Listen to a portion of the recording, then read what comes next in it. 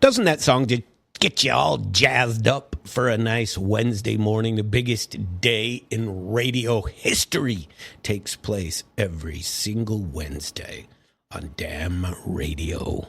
And here I am to kick it off. Rather exciting business here. If you feel like calling in, please do. 573-746-8020. I'm coming to you live from the Lake Ozark Real Estate of the Art Studio. You can always listen to us live at damradio.com/live. We have great music. I was just listening to the Proclaimers, and frankly, I was singing along. I almost turned down the microphones. You could hear me yelling those da-da-da-das, but I didn't do that. I thought that would be bad taste. However, I used to do that song in karaoke rather frequently. I was a karaoke artiste. You know, that's how it goes in this world of trouble and gloom, when passing ruffians can say "ni" at will to old women. So, there you have it. I had some topics I want to talk about, but I got distracted. And there's several things. I've been up since 3:30, so yeah, I'm kicked off here. I'm all jacked up on caffeine and excitement. I'm building some things, and you know, sometimes it takes a little while to get excited about some stuff, and you finally get past all the hard work and serious labor and serious research, and you round the bend and you see some things that are just frankly beautiful. And I have two of those projects going on right now, so I'm going to talk about them a little bit, not very much, okay? And then I'm going to get into some snippy snip, because I'm a snippy sort of guy. And I tell it like it is, or at least how I think it is. You may take it, you may convince me of something else. I like this motion, by the way. I saw this stuff about ICE agent body cameras. I think that needs to happen. I'm a huge fan of law enforcement wearing body cameras. You know, it was always funny to me when practicing law and you'd request the audio that allegedly happened, or the dash cam video, or the body camera of the officer doing, and you know, if the evidence was strong and in the favor of the police officer, it was no problem to get it. But if it was questionable, I can't tell you how many times, like, oh geez, sir, the body cam wasn't working. Then why the hell are you wearing it if it doesn't work? Or the dash cam video's not operating. Yeah, why is that? You act like you don't have enough money to keep your stuff up to date. It would really piss me off. But it's never, ever, ever a, how do you want to put it? It's never, ever a presumption that the evidence that would have been is against the officer in those cases. That is merely a glitch in a system too big for a bureaucrat to fix, right? Oh, gee, we have these problems and we don't have the budget for that kind of thing. Just because last year they asked for a 10% increase and they only got 5%, that is how they justify not doing any work. I got some hilarious, I already told you about the ridiculous letter that we got back from Alcohol Tobacco Control demanding offering to provide documents in 44 and a half years at a cost of $390-something thousand or something like that. And they said, well, we're just understaffed and we can't do anything. And they haven't even responded. They haven't done anything except send this letter, send us $300,000 at $400 almost, and say, well, geez, we just don't have the staff for that. Oh, yeah. You have no problem charging, $4,000 or $5,000 to produce 3,500 pages of documents as if it was all that hard to get, and charging legal fees illegally, by the way, which you can't do. But they have no problem doing any of those things. And, anyway, I didn't intend to go there today. That wasn't the intent of my show. I have other things to talk about. And I do want to talk about those things, and I intend to talk about those things. But I got distracted. And listen to this comical Here we go. This is, some people will love this. Some people go, yeah. Some people just get all excited. And if I was a let's go to war sort of guy, which apparently Hegseth is, he wants to be the commander of war, or whatever, secretary of war. It's all about war, peace through strength. Yeah, right. Peace through strength. Peace through strength. Peace through, let me kick your ass and then come back and have you make a deal with me. So don't tell me this is peace initiatives. It absolutely isn't. And so listen to his, it's not comical, but it's predictable. Let's put it that way. Let's make sure we get it all, because he met with Rutte, who's the head of NATO, and he's not too bright either, but, there you go. We're trying to get on the same page, and they want to escalate. And I think they've been finally convinced that it's time to escalate, and we got to go to war. That war will occur if you go on this path. We will be sucked into a war. And this, I believe, is certainly what the Lindsey Grahams of the world want. Certainly what Hegseth appears to want now. It's absolutely what Europe wants. And so it seems to be a bit of a change in posture. They go from, oh, geez, we're the president of peace. In fact, he tries to twist it and say, we are the president of peace, but he's talking war the whole way. Listen to this. You don't have to agree with me. That's totally fine. You can say, oh, no, he's doing something else. We got to be stronger. No. The only reason they're going to do this is because they have ultimate plans to seize Greenland, and they're trying to sell it in a way that makes it palatable to the Europeans, to the Danes, to the Greenlanders. They don't give a shit about them. They could care less what people from Greenland think. Well, we need it. Sorry. Just like the American Indian. Screw you guys. This is our land. That's it. And I'm not one of those people, history is history, but now we're creating our own history, and we're here. This is us. This is, and people object when I say this is us. This is America. This is today's America. And I'm totally pro-America, but I'm totally anti, let's create wars that otherwise don't exist. Peace through strength is a misnomer. It is not it is a propagandist complex. I agree in walk softly and carry a big stick. I agree with that. But I don't believe in creating wars or escalating wars for false reasons. And these are false reasons. Okay, we have nothing to do with Ukraine, nor should we. This is something that has been going on for several hundred years in Eastern Europe. It's a shit show over there and has been for centuries, not decades, centuries. Okay, for a very long time. We're talking, let's talk about 800 AD. Go from there. All right. It's a shit show, and we don't belong. In fact, I would argue the Americans who were leaving England and leaving Europe and going away was trying to get away from some of that crap.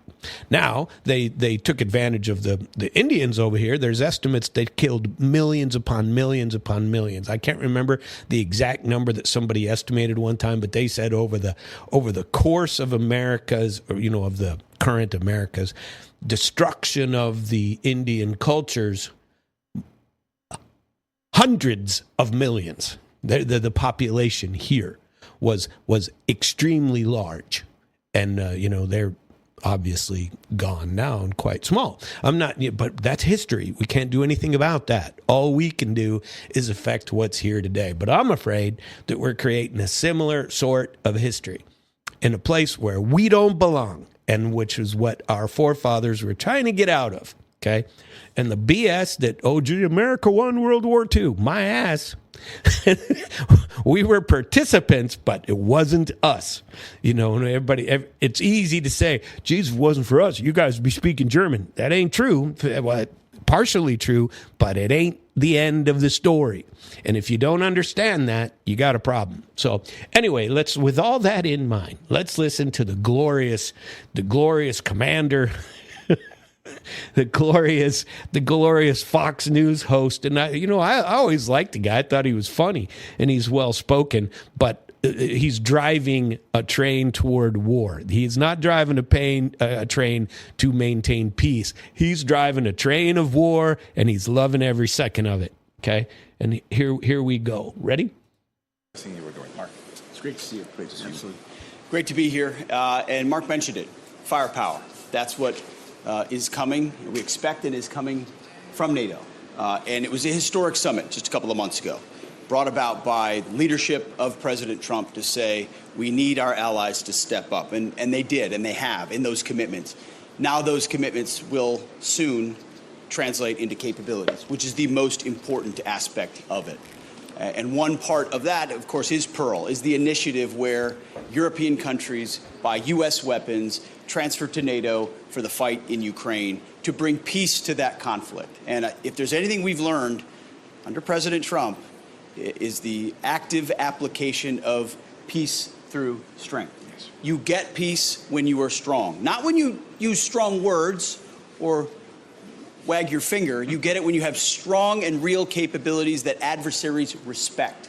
But also note a historic moment as well for a lot of things to happen, given what the president's been able to do in Gaza and throughout the Middle East. I think the world is seeing that we have a peace president who seeks that peace through standing by those that stand with the United States and stand for peace, which is what we saw there, and I hope we can see in Ukraine. So I'm pouring out a couple of falsehoods right there. Number one, Gaza, I would say, is a shit show too. Now, I'm not there, but I'm telling you, there is an alternative argument to be said there, and that is not peace. Okay, that's not peace. And saying that our and by the way, what does he never qualified anything? Okay, never said anything about how America is involved in Ukraine. Is there any sort of agreement? Is there any sort of, in what it is, it's the exact same thing with Venezuela, which I'm completely against. All we're doing is going in and seizing resources. That is the point of all of this. All they want are resources. They got to go and, they're going to escalate. That was escalatory language. That was not peace language. Okay. And I am definitely against. The best thing that could have happened is what did happen for about 2-3 days early in 2025. They quit funding Ukraine. Now, and you can argue that, NATO is now going to buy all of these things because NATO is stepping up to 5%. And it's not us. They're trying to have deniability. It's not us providing weapons that are bombing U.S. weapons used to bomb homes in Russia. It's NATO bought those from us. NATO bought those. It's not a U.S. thing. It's a NATO thing. They're nitpicking to try to get there. Okay. And so there's that video. I want to play one more for you. But before we do that, let's share this with you. Here's a story from where are we going? Let's get the date on this. 4th February. HIMARS rockets, U.S. rockets, were used in cross-border strikes on Bryansk, the Bryansk region of Russia, which is across from Sumy, across from Kharkiv, in that area. Ukrainian forces struck residential buildings and civilian infrastructure in Russia's Bryansk region using U.S.-made HIMARS multiple launch rocket systems, said Governor Alexander Bogomaz Wednesday. A woman seriously injured in the attacks and hospitalized. Ukrainian forces deployed domestically produced Neptune missiles and jet-powered kamikaze drones in the strikes also, said the regional governor. The Russian Defense Ministry earlier reported intercepting 11 drones over Bryansk overnight. Said a total of 24 Ukrainian fixed-wing UAVs were shot down, with Bryansk the most heavily targeted area. Cross-border attacks continue ahead of U.S.-backed talks in Abu Dhabi, which are supposed to start either today and tomorrow or tomorrow and the next day.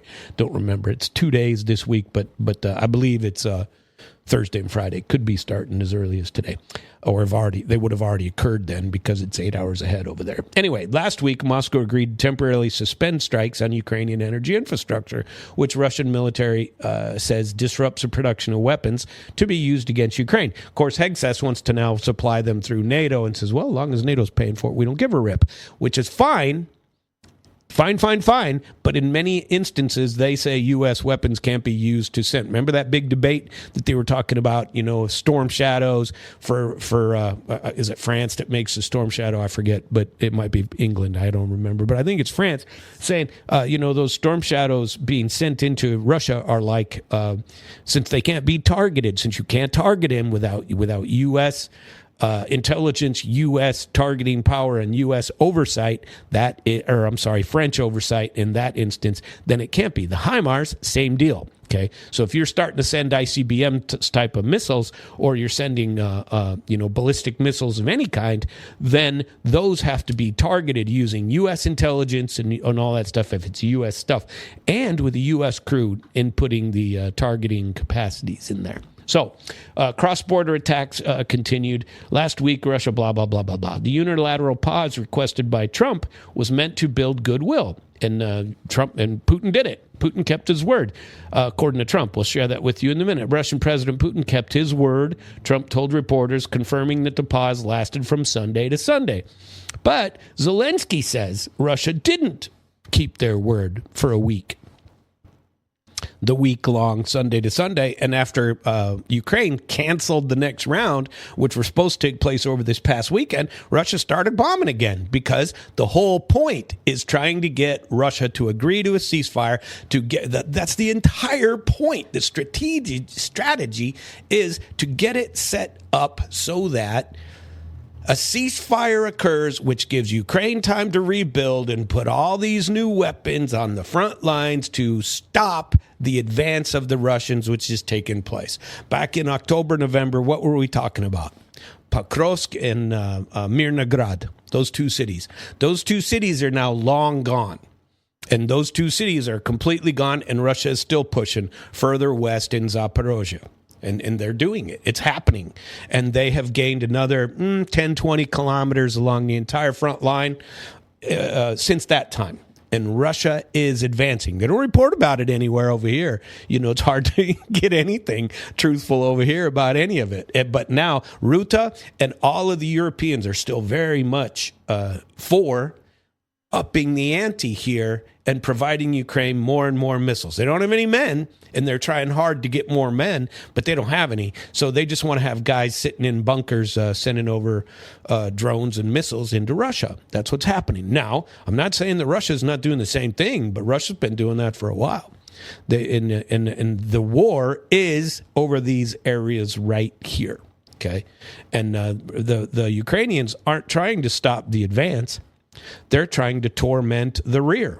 They're trying to, their philosophy, this is a nonsensical, stupid philosophy. Well, our people are suffering over here, so therefore we need to bomb deep inside of Russia and make the people suffer over there. There's no electricity in Ukraine, which I'll share with you in a minute. And so therefore, that's what we should do inside of Russia. But you're not defending your own territories that you want to take. You're pretending that you are just attacking the other side. If you spent more time focusing on defending your front line, maybe you wouldn't have lost it in the first place. If you hadn't have taken your stupid ass into, what the heck's the name of that place? Belgorod area up there, Kursk. If you hadn't have gone into there, then you wouldn't have lost 4 or 5 months worth and 70,000 men in a failed attempt to be cute.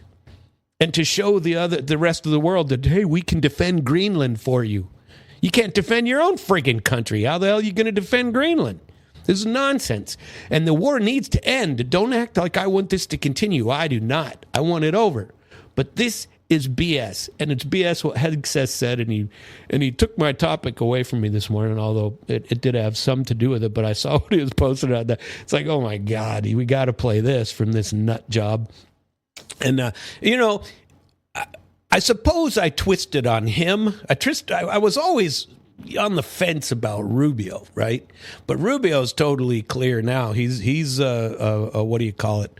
He's the old guard Republican neocon. That's him. And it appears Hegseth is the same. They want their wars. They want their military industrial complex. They want their big Pentagon. That's what they want. Now, Actually, I'm a military veteran. I am not against that philosophy, but I am against the same thing we've been doing for 50 years, well, longer, 80 since World War II, where it's regime change and all that crap. I am totally anti that. That is no way to run a country. And what we are doing, I don't want to call it the collapse of the dollar. That's probably too brutal. But the collapse of the debt structure of America, I'm telling you what, it's imminent. And there are people claiming, and I had a decent discussion with a family member on this the other day, about it could be true that Trump does get rid of the debt by the end of his term. BS, I say, no matter how you slice it. And I'd love to be proven wrong. But I don't see it that way. I don't see it that way, not at all. And good luck with that theory. You know, if you as we get closer and closer, you know, I'll be happy to admit I'm wrong. And here I am saying I don't believe that is the case. I believe it's going to be much worse for us. Everywhere, many countries are now trying to use their own currencies and not the dollar to buy things. And it's not just bricks. It isn't just bricks. And responding with force, like Venezuela, because China and Venezuela were dealing with the yuan, and China had $100 billion in there. It's and supporting what? Infrastructure, oil, and all that other stuff. This is what the fight. This is the classic fight over resources. So we're supposedly looking inward to try to defend America and do that, but we're not looking inward. We still wish to control the world through finance. It ain't going to work forever. And the rise of China is an economic victory. It appears to me. Now, I'm not saying I want that. You know, but I'm not saying that Trump might not even be doing things the right way. I'm against the methods. I'm against that. If you want to do it as far as trade and you want to do something with trade, fine. But force and militarization and stealing people's resources under false pretenses. When's the last? Now, what have we heard since he took Venezuela? We heard anything about narco-terrorism? We heard anything about any of that lie that took place for several months? We seen any more bombs getting blown or boats getting blown up? Nope.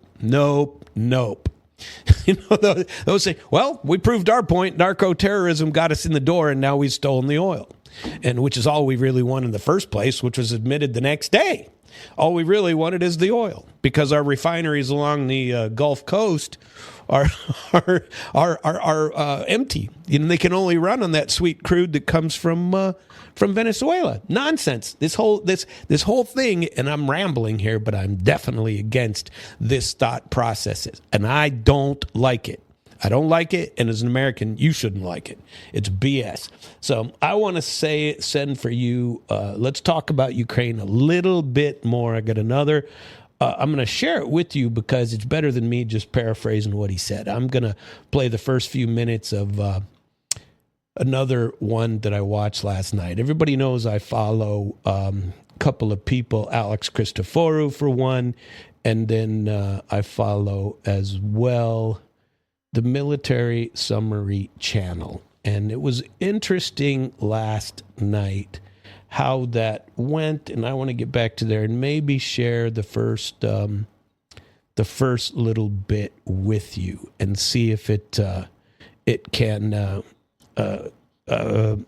enlighten you a little bit about how it's really going on in Ukraine. So I want to start with putting that information out to you, but I'm not going to say it. I'll let this guy say it because I think he did a pretty good job, and I'll listen along with you. It's the whole video is like 25 minutes. We're only going to listen to like 5-10 minutes of it, and it's about power outages in Ukraine. It's about infrastructure bombarding in Ukraine. It's about Russia trying to end this war and what they are trying to do. You know, it's here's your peace through strength. Hegseth is going to come in and try to increase up the ante here. The Ukrainians are tired. Ukrainians are cold. Ukrainians don't have any power. And if they think, if they think that NATO is going to come and save them, I don't think that we have the desire, the manpower, the peoples of Europe are tired of this.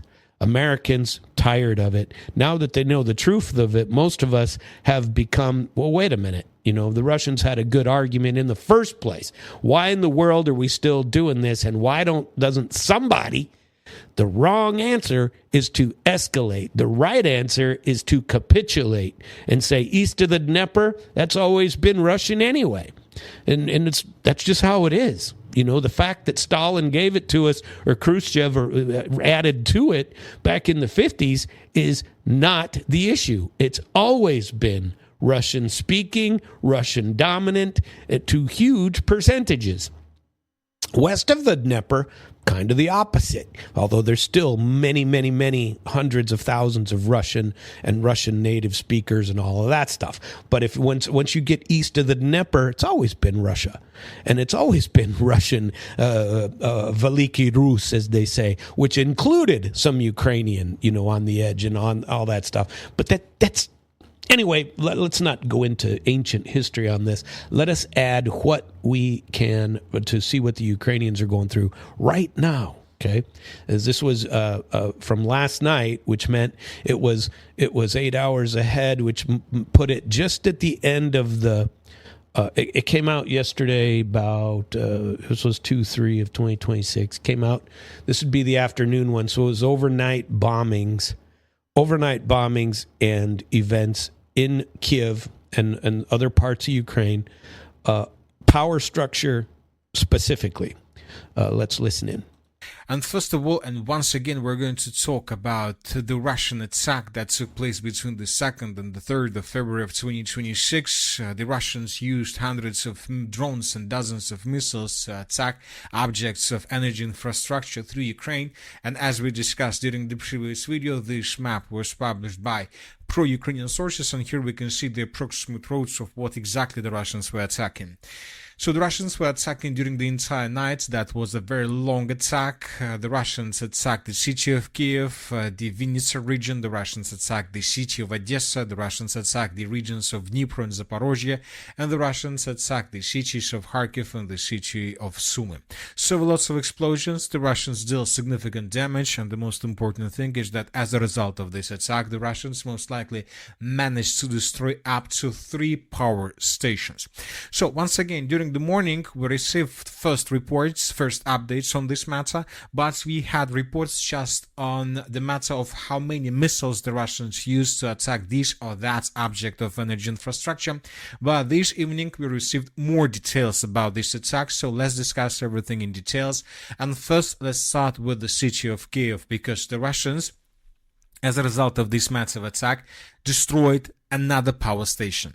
So this is the city of Kyiv, and once again, to understand everything, we need to see and we need to understand the power stations that the city of Kyiv has. First of all, this is the northeastern power station, the power station number 6. This power station was destroyed between the 20th and the 23rd of January.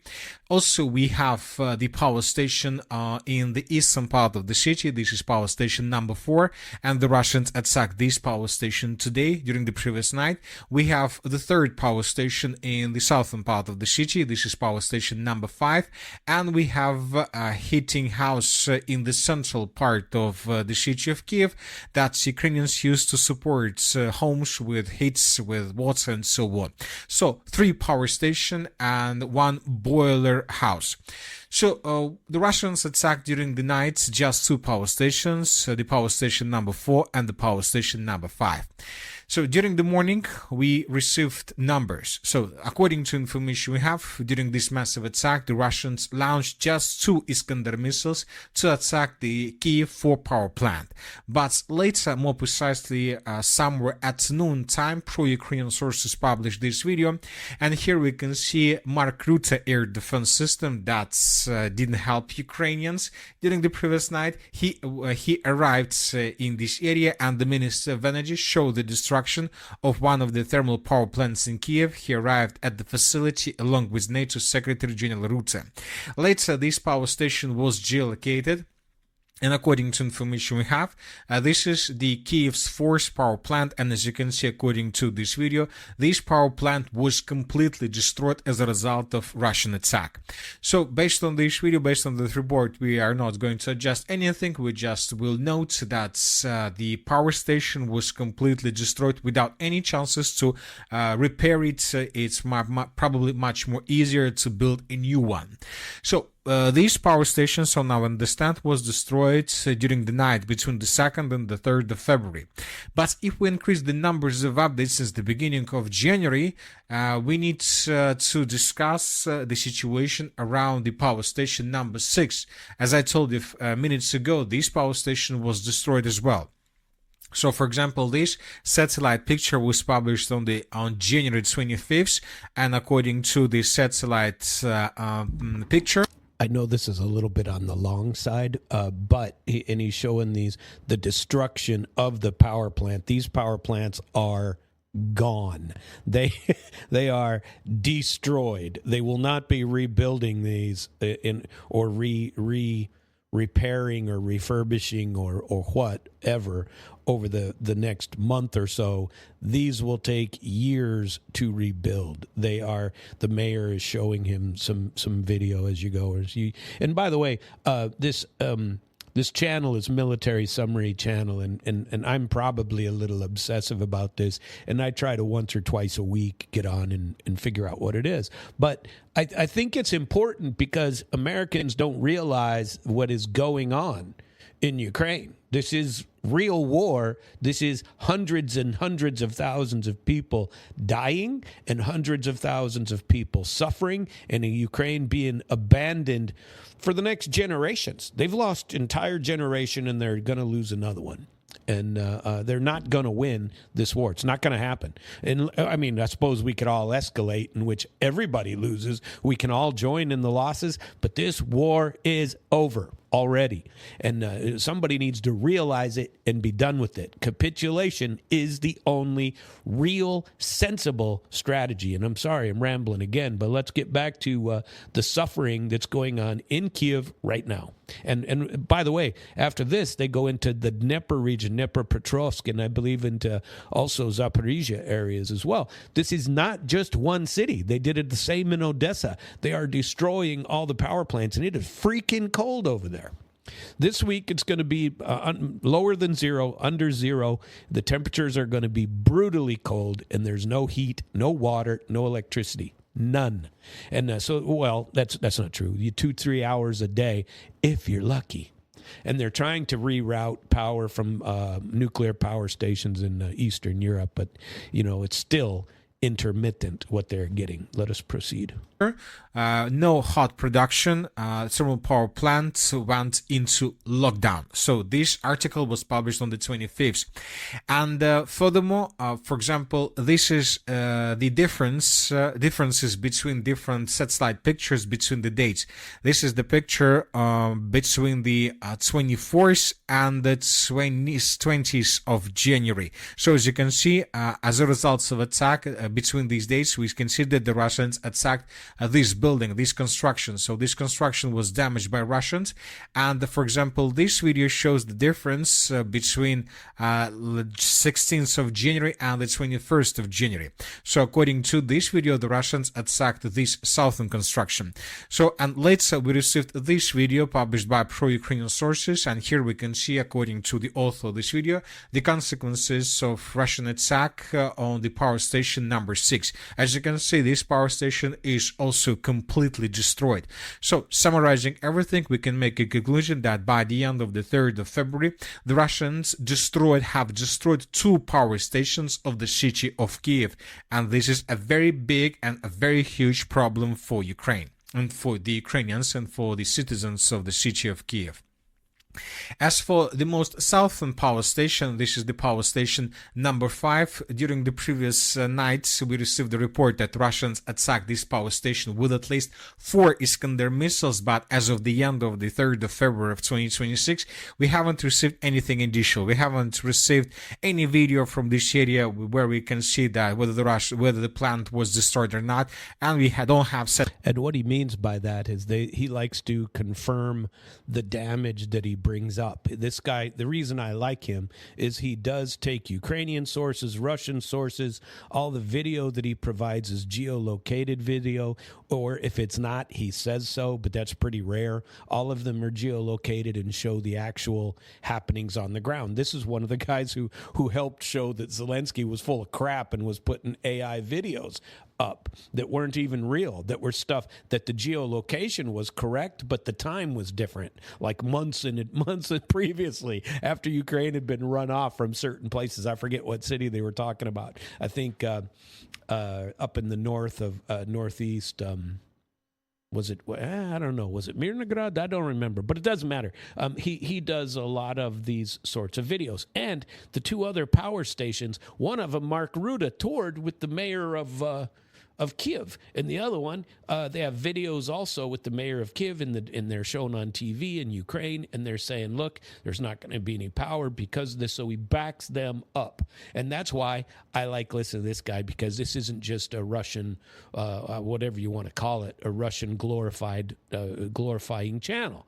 I mean, Ukraine has plenty of Ukrainian glorification channels. Russia has its, that tells its side of the story. I have mine, and I like to sit somewhere in the middle, although I am a realist, and Ukraine was never going to win this war. It was never going to happen. The U.S. might win it if they got in, but I doubt even that. We don't have the spirit for it. We don't have the desire to get involved in that sort of crap, and we shouldn't, even if Hegseth is trying to push that now and trying to get the coalition of the willing to send over troops is BS. And to use force against Putin, bad plan, friends and neighbors, bad plan. You want escalation? That's one way to get it. And so let's continue with this, because there's still about 4 or 5 more minutes because I want him to get on to the Dnipropetrovsk region as well. Satellite pictures that can confirm that the power station was completely destroyed.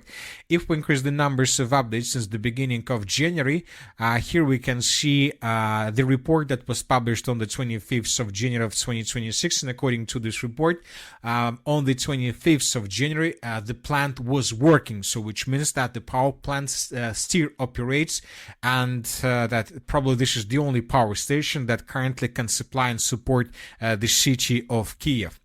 As for the, let's say, boiler house, as of the previous night, we don't know for sure whether the Russians were attacking this territory or not, but during the nights, we didn't have any report that the Russians were attacking this territory.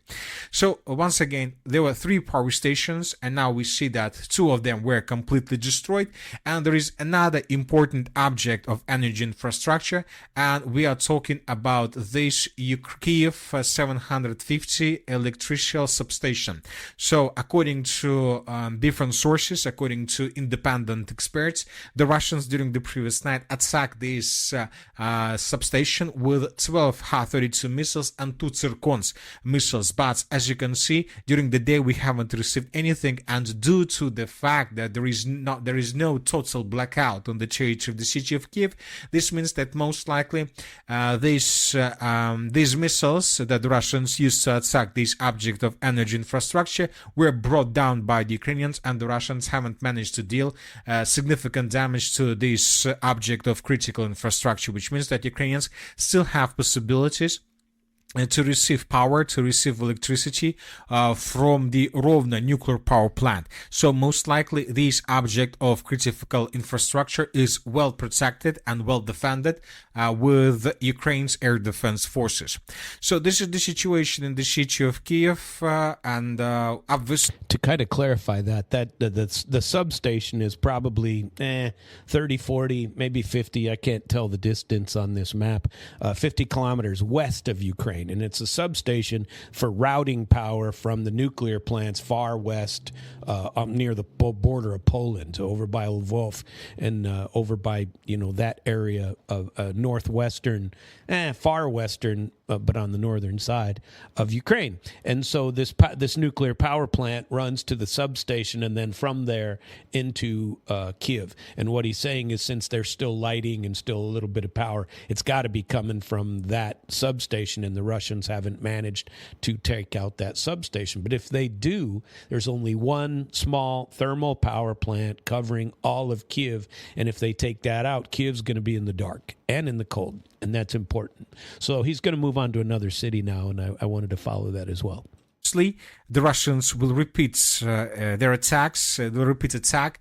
Obviously, the second wave attack is going to take place within the next days, but it seems that the Russians are not going to attack the city of Kyiv. The Russians most likely will attack something else. As for different statements, for example, the Mark Rutte, the NATO Secretary General, stated that at the same time, following a peace agreement, foreign forces, air power, and naval support will appear in Ukraine. So, following a peace agreement. So, not today, not tomorrow, not yesterday, but only when Ukraine accepts demands from the Russian side. At the same time, other alliance members, he said, will participate in supporting the situation in other formats.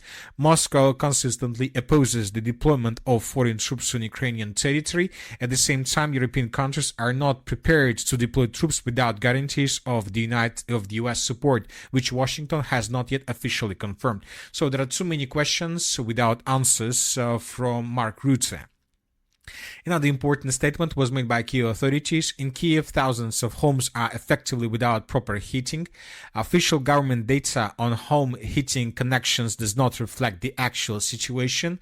Kyiv Teploenergo, this is the government office, with the support of emergency crews, has indeed formally supplied heat to most homes and reported success. Another important thing, Zelensky accused Russia of violating the energy ceasefire. The US president said that we should refrain from strikes for a week, but in fact, it started on Friday night, and last night the Russians, in our view, violated their promise. So these are the statements of Zelensky, but these statements don't change anything. The Russians destroyed at least 2 power stations of the city of Kyiv. Once again, another important thing, most likely during the next attack, the Russians will not attack the city of Kyiv. And the Russians are using very interesting tactics. So you know that the Ukrainians have hundreds of crews, energy crews, and their main purpose is to stabilize the situation through Ukraine after attacks from the Russian side. So which means that due to the fact that the Russians mainly attacked the city of Kyiv during the previous 24 hours, this means that most of these crews were redeployed in the direction of the city of Kyiv, Dnipro, Kharkiv, so in the direction of these territories that were attacked by Russia, which means that now lots of territories of Ukraine have no crews that can supply support or stabilize the situation in the rest of Ukraine, which means if Russia attack, let's say, the city of Khmelnytsky or the city of Lutsk or the city of Lvov, there are very high chances that Ukraine will not be able to stabilize the situation very fast, because most of the crews are currently located in the cities like Kyiv, Odessa, Dnipro, Kharkiv, and so on. So this is the tactics. The Russians first attack, and then they attack places that are empty and without these crews that can stabilize the situation. So we've finished with the city of Kyiv and the Kyiv region. Now let's move further and let's talk about the Dnipro direction and about the Dnipropetrovsk region. So this territory was also attacked by Russia, and let's discuss what we've managed to found out during the day. So as for the information that we can find in the internet, according to different military experts, the city of Dnipro and the Dnipropetrovsk power station was attacked with 18 Iskanders just within 1 hour. So this is the biggest number of missiles that the Russians used to attack a single object of energy infrastructure. And the sources are saying that the Russians were attacking the Pridniprovska power station with 18 Iskander missiles. So during the night, we received several videos. Here we can see the moments when the Russians attacked the station, and here we can see another video where we can see another explosion, but the quality of the video is very poor, so it's blurred, so it's very difficult to understand whether the Russians were attacking this power station or not. And here we can see a satellite picture. So according to this satellite picture, a large fire is burning at the Pridniprovska power plant in the city of Dnipro after it was hit by numerous Russian Iskander and ballistic missiles. This is evidenced by NASA firm's data and photos from the city. So the Russians, according to this fire anomaly, attacked these territories. So this substation. So as you can see, there are lots of, let's say, equipment that connects this power station with the city of Dnipro and probably with the mainland, with the rest of Ukraine, and we can see these facilities. So the Russians, once again, were attacking this territory mainly, and the fire anomaly was recorded right exactly at this place. So it's very difficult to say from this, let's say, configuration, from this polygon, whether the Russians managed to destroy completely this power station or the power station was just damaged, significantly damaged, sorry, something like this. Another important part of the city of Dnipro that was attacked is the territory in the most northwestern part of the city, but this time, according to information we have, the Russians attacked the railway depot, so most likely the Ukrainians were redeploying troops or forces further in the eastern direction towards the line of combat contact, and here we can see, as you can see, a very huge power anomaly. So according to this, let's say, video, maybe 18 Iskander missiles attack this territory, but not the Pridniprovsk power station. So according to the fire anomaly and according to satellite data, this territory is covered with a very huge fire. As you can see, there was probably the Russians were attacking this territory. As you can see, there is an industrial zone area, lots of warehouses, lots of plants, military facilities probably, and the Russians were mainly attacking this territory. So we've covered everything we managed to find out about the city of Dnipro. Now let's move further. And now let's talk about the Kharkiv direction. During the previous nights, I think we're going to skip with Kharkiv, but Kharkiv, same thing. I talked about a couple of power plants up in there. And then he got to the front line advances along the eastern front and the buffer zone that the Russians are building along there. And again, that is military summary channel. He's got 379,000 subscribers, and he does a pretty good job in all of his videos. If you time-lapse them and you can watch the front advances over there, he goes out of his way to make sure that these that these videos and the information that he receives is geolocated and that backed up also, like the two power plants he shows the mayor of Kyiv talking about. In Dnipro he had two Dnipropetrovsk, he had two satellite verifications that he had, and those were necessary, right? And so there's huge fires burning at both the Dnipropetrovsk power station and this huge multi-line, probably it looks like on the satellite imagery, and it's a huge train station, huge train depot for cargo, for people too. And Eastern Europe has great train stations, and Russia's got,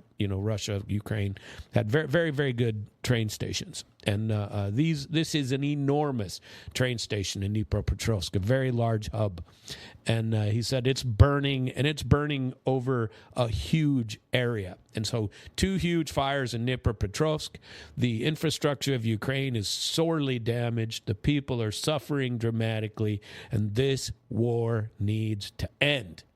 And pumping up war, Mr. Hegseth, pumping up, oh, geez, let's go. Rah, rah, rah. We got a bigger wiener than you do is not the way to resolve a conflict, unfortunately. And, the president of peace, I don't believe really exists in the form that they say he did at the beginning. I think Venezuela,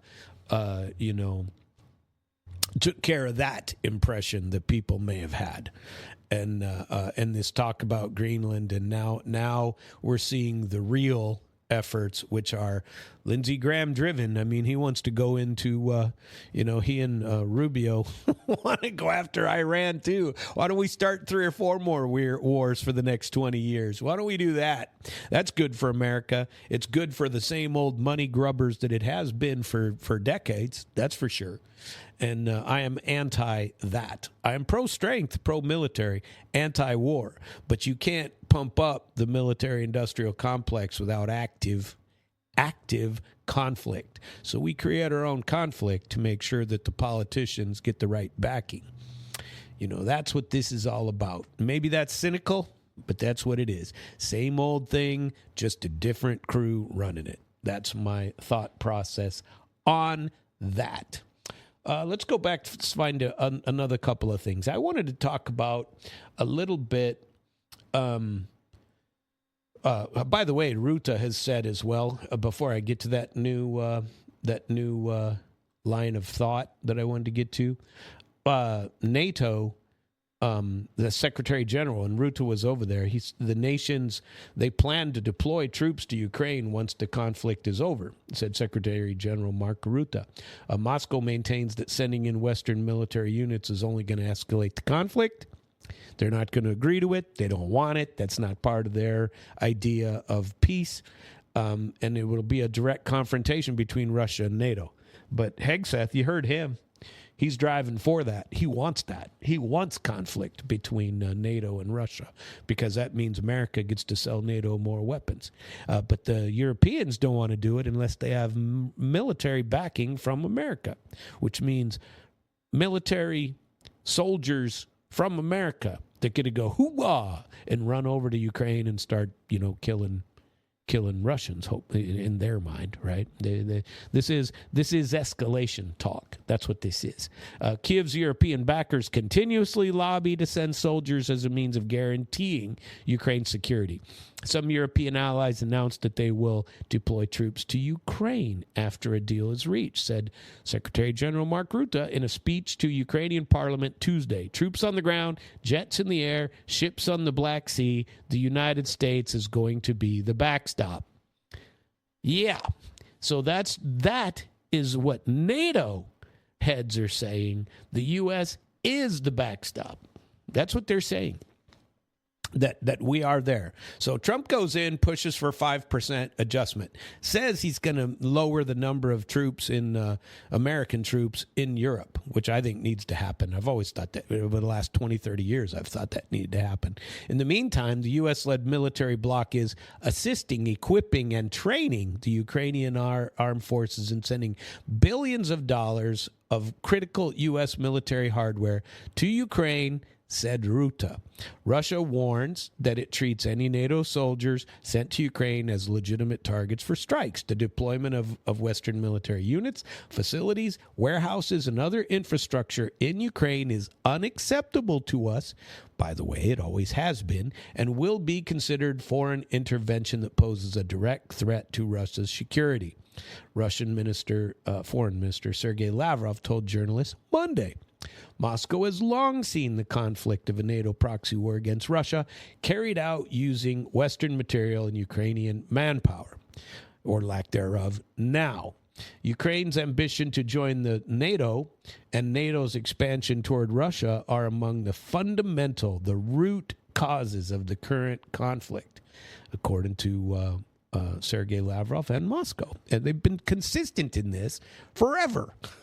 One of Russia's key peace demands is that Ukraine embrace neutrality, give up its NATO membership ambition, a goal Moscow says it is ready to continue pursuing, the goal that Moscow says it is ready to continue pursuing militarily in the event Kyiv refuses to compromise on that issue. So those are the big issues. The two big ones are NATO membership, neutrality, and recognition of realities on the ground. Now, as a huge part of that, recognition that Russia and Russian citizens and Russian culture isn't the enemy of Ukraine, because it's not. And they're this treating this culture the way that has been done for at least the last 5 years all over the planet, and for the last 30 in Ukraine itself, is just wrong. They act like they're not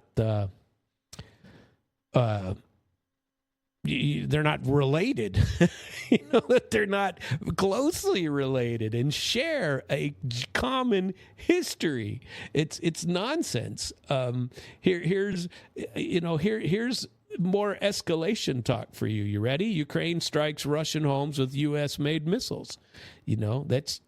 Tell you, we read that earlier in the show that this is what's happening. They're using U.S. missiles to bomb inside of Russia right now, according to the Russians. That's what's happening.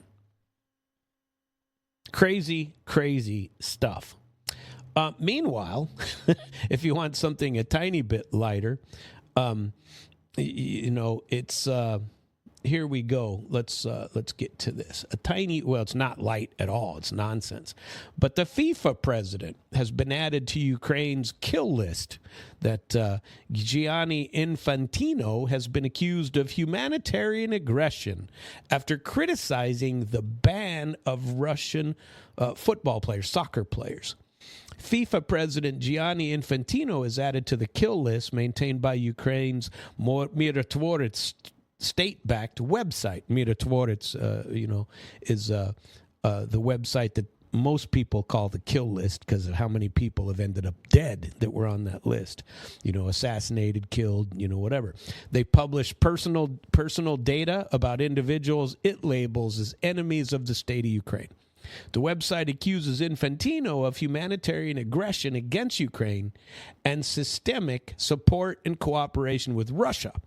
He's a freaking soccer official. He runs FIFA.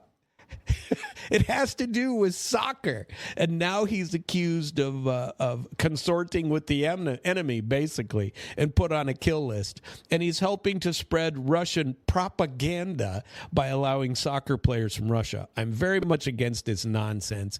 And they've done it for people that are musicians. They've done it for conductors of symphonies. Now they're doing it for soccer. They've done, they've cut off any ability for any soccer players or hockey players, some of the best in the world. They added, what's his name?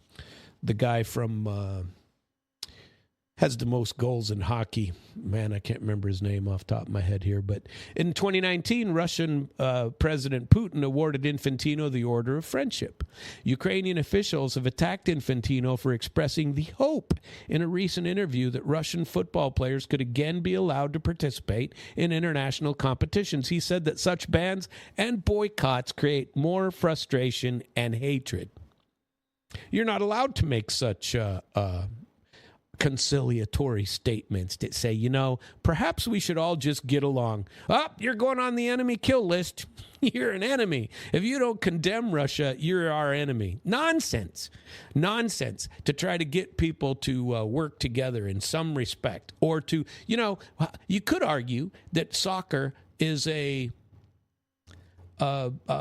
friendly, why don't we take it out on the soccer field instead of carrying weapons and blowing people up?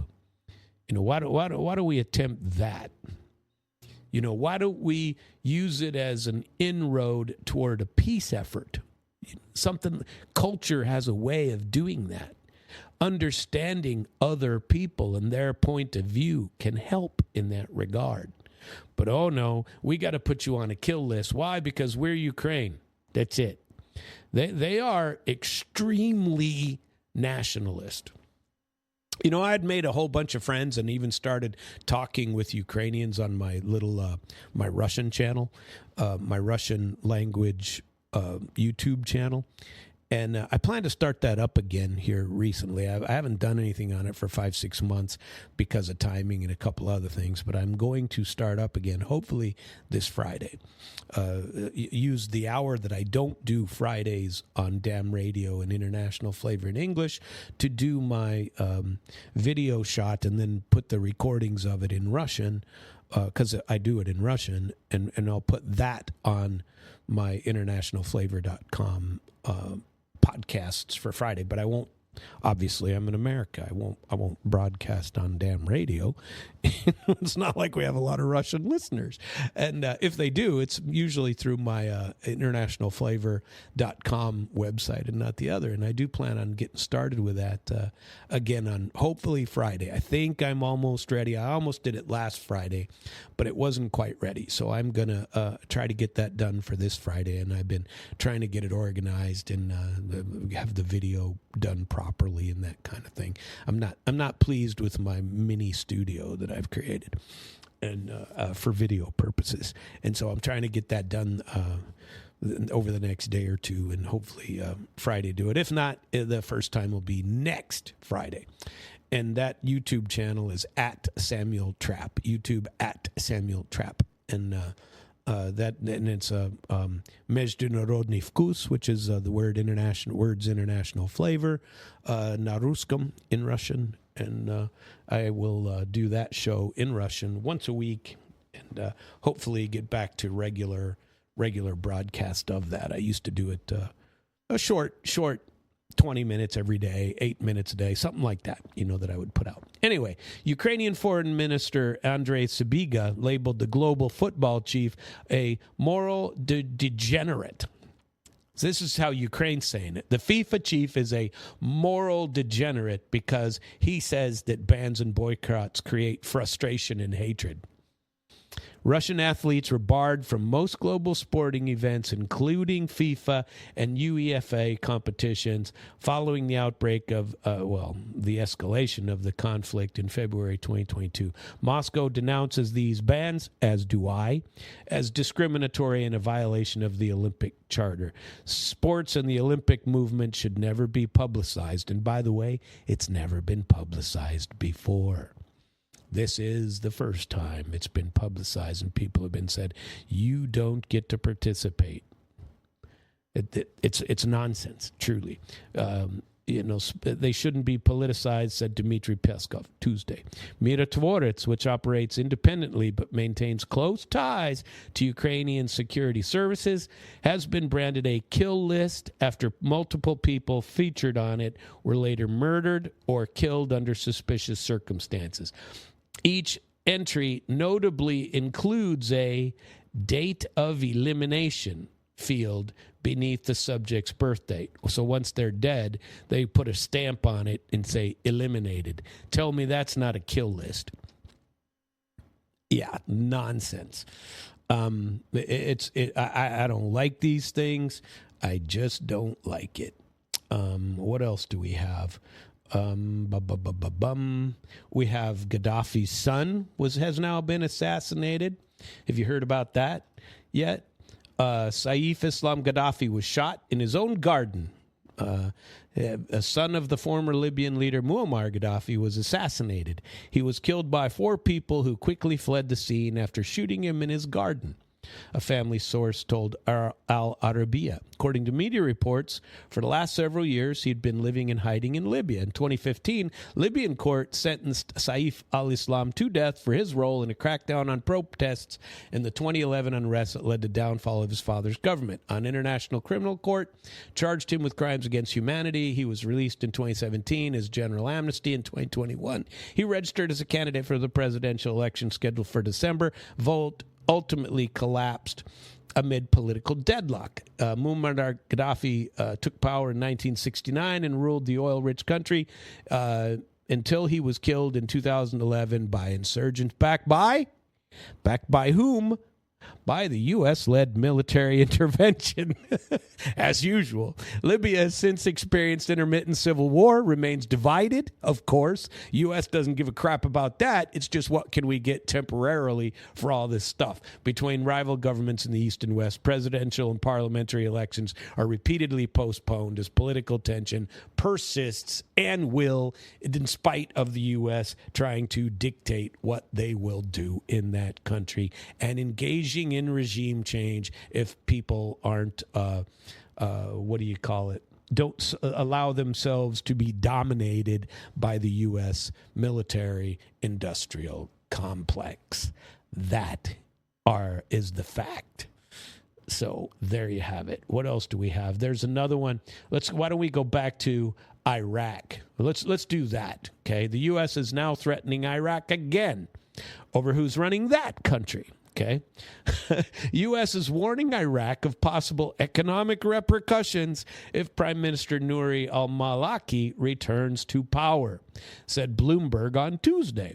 Last month, the Shiite bloc in parliament nominated the 75-year-old al-Maliki, who Washington views as too close to Iran, for a third term, to secure his return once a new president is elected. Al-Maliki served 2 consecutive terms as prime minister from 2006 to 2014, the first leader to do so since the 2003 U.S.-led invasion, and previously has held other cabinet posts.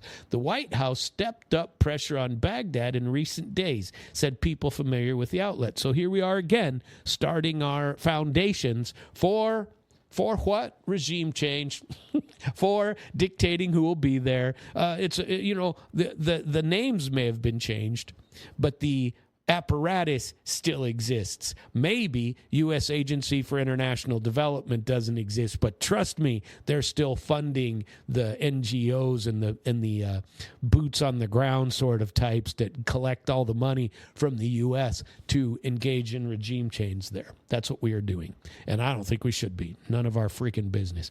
And warned that al-Maliki's return will prompt financial measures, including limits on oil export revenues.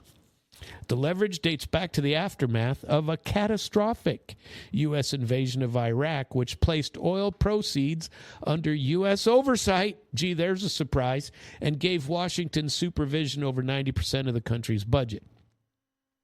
Exports are deposited in an account at a Federal Reserve Bank in New York in the name of Iraq's finance ministry and managed by the central bank, funding salaries, pension, and government spending. Donald Donovich has warned that Washington would no longer help Iraq if al-Maliki returns to office. They accuse him of pursuing insane policies and ideologies.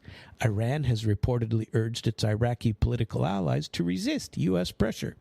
Al-Maliki denounces what he calls Washington's blatant interference, insisting that the choice of prime minister is a sovereign matter. Oh, really? You get to do your own stuff? Not if Donald Donovich and company, the neocons, which he's currently subjected himself to, are allowed to act, which they are, under Iraq's power sharing system. The premiership is reserved for a Shiite politician, while the presidency and parliamentary speaker posts go to a Kurd and a Sunni, respectively. The Kurds feel abandoned, by the way, by the U.S., but we'll get into that another day. The politician spent 25 years in exile and returned after the U.S. toppled Saddam Hussein's Sunni-led government. He participated in the U.S.-backed de-Baathification program, which critics say fueled sectarian violence and Sunni radicalization. The U.S. invasion and its aftermath has caused widespread violence and disruption across Iraq, with multiple surveys suggesting hundreds of thousands of deaths and long-term social economic consequences. As usual, we aren't leaving countries better off. We're just taking the resources and leaving. As an American, you should be offended by this type of behavior and theft on a global scale. That's all this is. We do it backed by the military. We've been doing it for decades. That's how the system works. And if you like that, fine. Who am I to complain if you like it that way? If you think that's how we should be doing things, also, more power to you. I disagree, and these are my thoughts. Mine alone. Nobody else gets to put them into my head, but I only tell you what I believe to be true. I don't make crap up. I don't go out and stretch it for some other reason. I disagree and always have. And I feel, how do I want to put it? Sometimes it depresses me that I engaged in something that I thought was very, very worthwhile as a diplomatic interpreter for basically a State Department organization called the On-Site Inspection Agency, which I believe now is called the Nuclear Threat Reduction Agency, but I haven't looked recently, but I believe that's what they changed the name to. And we were engaged in eliminating nuclear weapons worldwide. We were disarming and starting to build a kinder world Those are long gone. Part of me feels like 15 years of my youth was wasted on something that is now completely reversed. None of those treaties, all of them have been abandoned. Almost all of them have been abandoned by us, by America. We just, that's not important anymore. And nothing that we did in the 90s that while I was involved in all this stuff has been turned into reality. We still treated Russia, especially Russia, as an enemy and tried to take over. We treated them like wicked stepchildren, took over all of Eastern Europe, expanded NATO when we said we wouldn't, and all of the things that the Russians say in this regard are absolutely true. But nobody wants to listen to it. Certainly Marco Rubio doesn't. And certainly the guys that are running all this nonsense on the American side, the Lindsey Grammers of the planet who love their war, and Marco Rubio, I count in that fold, by the way. And it appears Hegseth is there as well, but I'll reserve judgment on that. I didn't think he was important enough to be involved in that stuff, but boy, he is now. And and he's saying, I love war. I'm the war man. And he changes the name and everything. Anyway, I'm babbling on that regard. And we only have about 20 minutes. I kind of wanted to get to something a lot more local in the final bit of the show. And I told you recently about this, and I'm going to begin with this because it is Wednesday, and this is the greatest day in radio history that occurs every Wednesday on Damn Radio. And I am going to try to speak about this. I was also thinking of keeping my Friday show, but changing it and doing it more local, more Missouri focused. Maybe more Florida focused. I still got a lot of ties down there. Florida and Missouri and legal and civic outlawsy. We've begun these two new organizations, which I am very much involved in.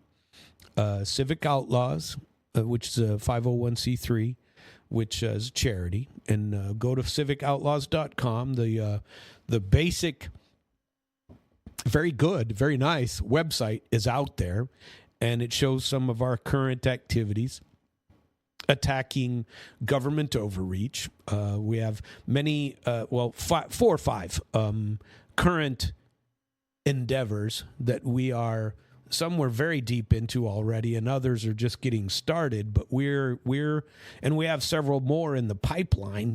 Things that we're looking at that people are beginning to take notice of. And you go out to our Civic Outlaws website and have a look at the alcohol tobacco control issue, which we've uploaded some of the documents involved, some of the overreach that is going on in that department, some of the anti-women activities that they are engaged in, certainly government overreach. The world is changing, and it just is. And you can stay on top of it because attacking government overreach is the duty of a citizen of the country.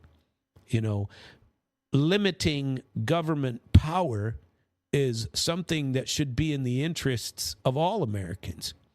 And we are making those efforts, and we've made some pretty good strides in it, and we're not afraid to engage in more. If you have more things you'd like to talk about, go out to civicoutlaws.com, check out our website, and send us, my email is samuelt@civicoutlaws.com.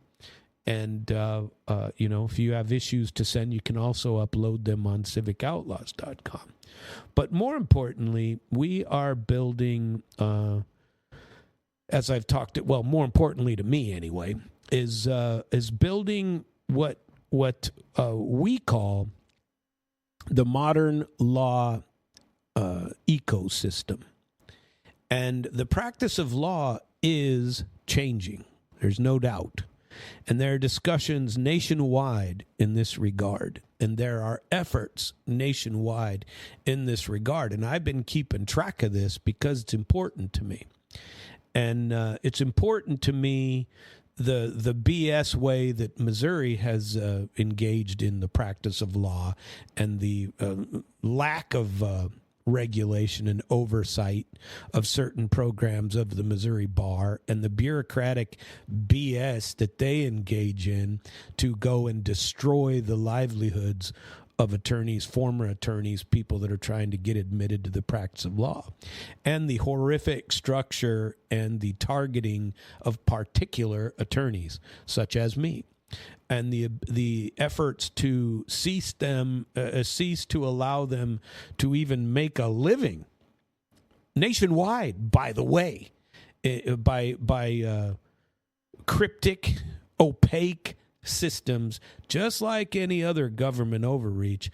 But the bar is a special animal because they aren't technically a government agency, but they have far more power and no oversight of any kind except by private individuals. It's nonsense. If it's going to have the power of the government, there ought to be a way to attack it, and there isn't any. There's none.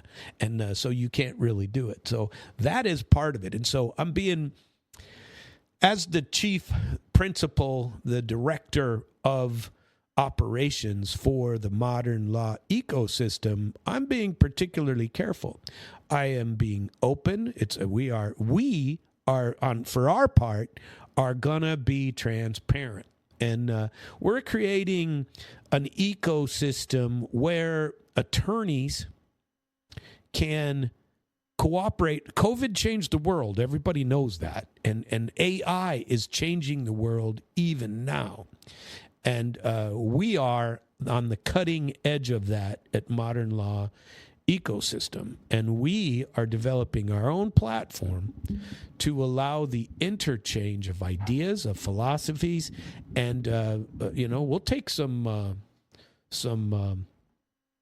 knowledge, some questions on what we are building, and we want to base it upon things, and perhaps I could give a lecture on it someday because I've done a ton of research on this topic, and I would love to share it. And frankly, I think I might host a couple of seminars on it somewhere, rent a room at the next bar conferences and get a room nearby and say, hey, if you're interested in the future of the practice of law, you need to come check out the Modern Law Ecosystem, because we are building a platform for the interchange of ideas and the interchange that free up. A lot of people are working out of their homes now. A lot of attorneys are doing it. A lot of paralegals, a lot of legal professionals. Many courts are allowing people to appear by Zoom. There are new structures that are happening and are occurring. Rules are being modified and changed.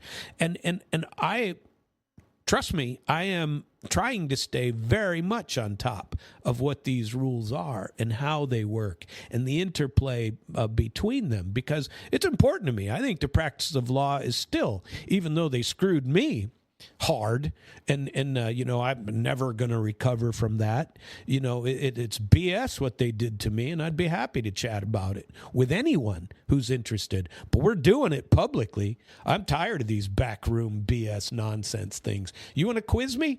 Quiz me. You want to send me a bar complaint, who I won't name yet? I told you about it before. You want to send these things? Let's do it openly. Let's discuss it openly.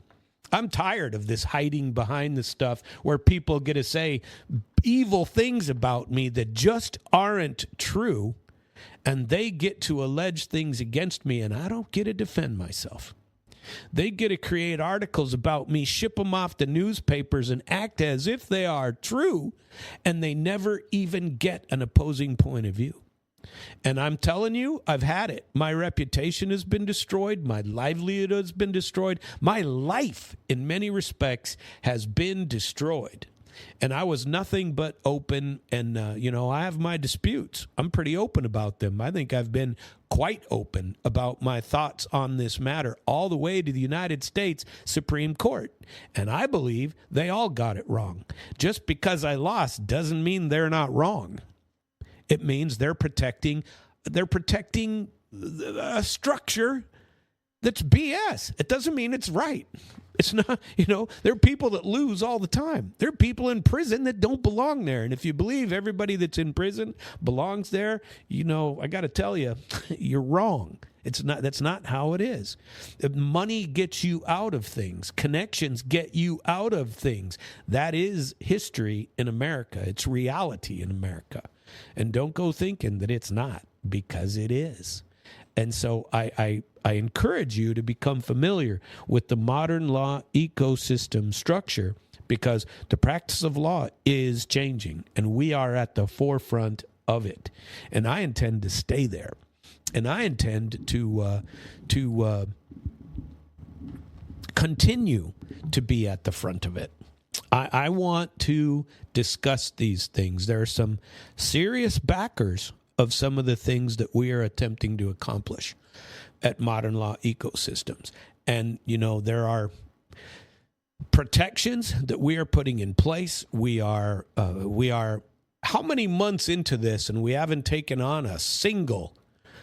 We're prepared, and we have plenty in the background waiting to be part of this when I say I'm comfortable doing so. But it's, that we are taking attorneys to work in our group, and that we are going to do the similar for you. I encourage you to go out to, if you're an attorney especially, and if you're an attorney that wants to discuss this and can come up with a practical solution for your own law office, give me a call.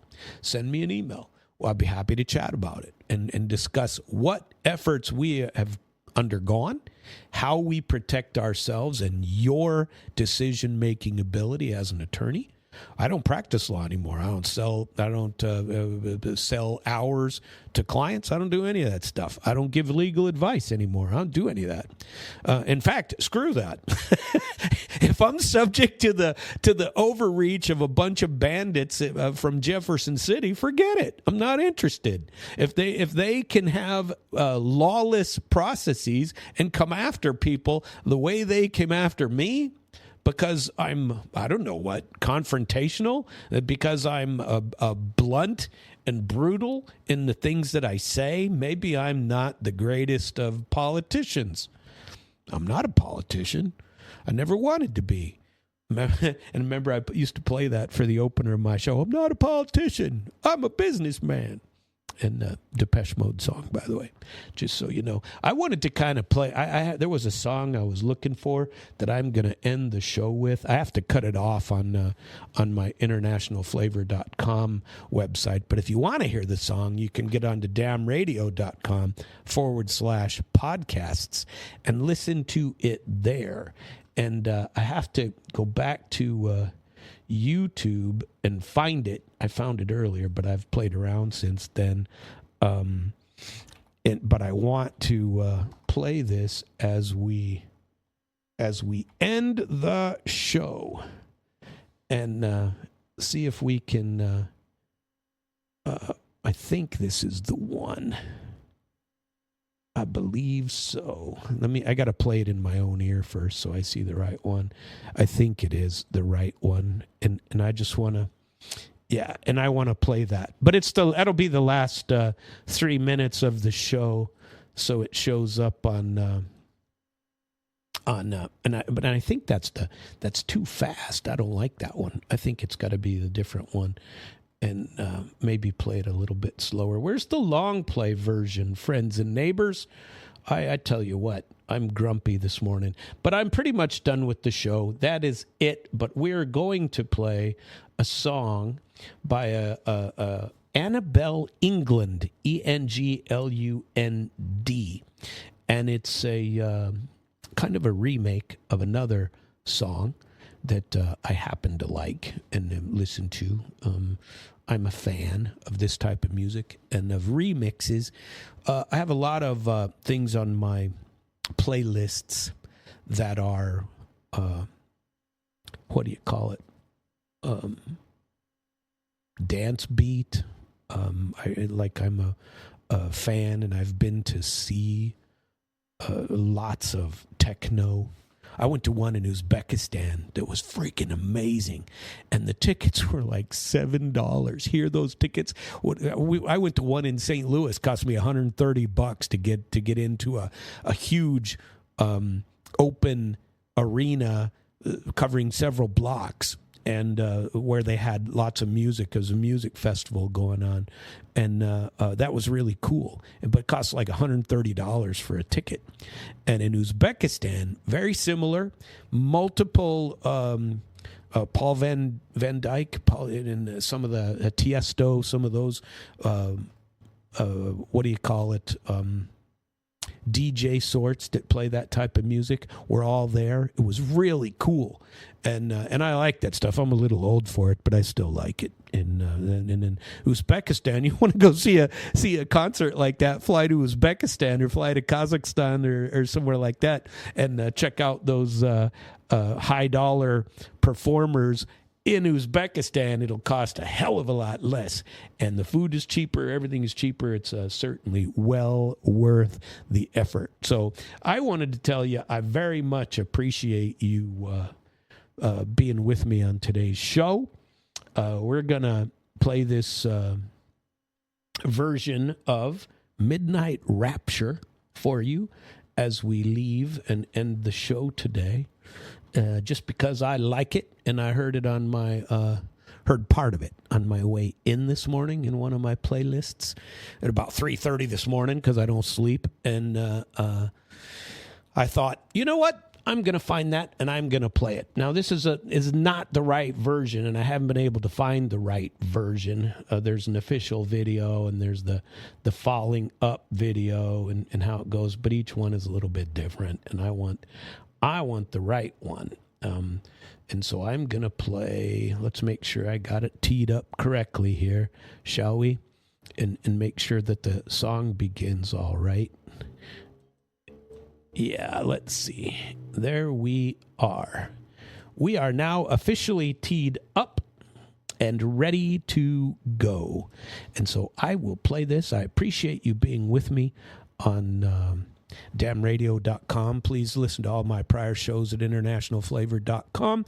They are uploaded daily. This one will be uploaded minus the Annabelle England Midnight Rapture official video song from YouTube, because on my podcast site, they don't like it when you put licensed stuff up there. But Damn Radio has all the proper licenses, so you can go out to damradio.com/podcasts and listen to this song in its entirety should you feel the urge. Here it is. Have a nice day.